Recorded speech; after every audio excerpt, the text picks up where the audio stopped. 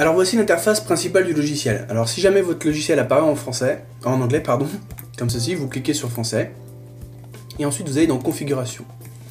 Alors voici la configuration idéale, celle que je vous recommande, parce que vous aurez toutes les informations nécessaires au choix des mots-clés de la longue traîne. Alors premièrement ici, on vous dit entrer le nom de domaine du moteur de recherche, donc vous écrivez simplement google. L'extension de votre pays.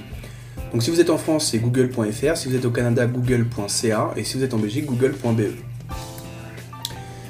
Ou en Suisse, google.ch. Mais n'essayez pas d'écrire http ou alors www.google, ça risque de ne pas fonctionner, donc simplement google.l'extension de votre pays.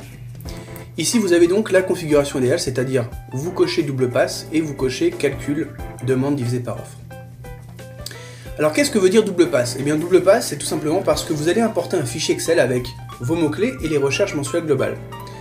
Et double passe veut dire pour le logiciel, il faut que je recherche chacun des mots-clés à la fois en requête large, donc pour aller récupérer le résultat de chacun des mots-clés en requête large, et ensuite chacun des mots-clés en type de ciblage d'expression pour aller y récupérer les résultats.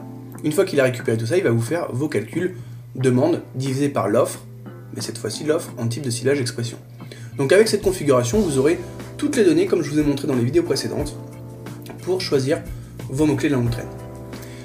Alors j'ai également laissé cette option là parce que on ne sait jamais, chacun après travaille comme il veut, donc cette option là consiste tout simplement, si vous la cochez, à rechercher uniquement vos mots-clés en type de ciblage expression.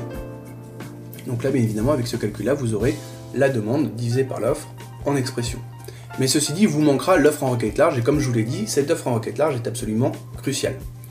Alors si jamais vous décochez cette case, et que vous décochez celle-ci, vous avez ici une configuration qui dit au logiciel, recherche chacun de mes mots-clés en requête large uniquement, et calcule-moi les ratios, demande divisé par offre en requête large. Donc moi je vous le dis, choisissez double passe, calcul demande divisé par offre, sauvegardez, et maintenant vous n'aurez plus qu'à ouvrir un fichier, donc allez soit chercher un fichier XLS, soit un fichier CSV, donc ça c'est le format d'enregistrement du fichier du générateur de mots-clés de Google, ou alors un fichier texte.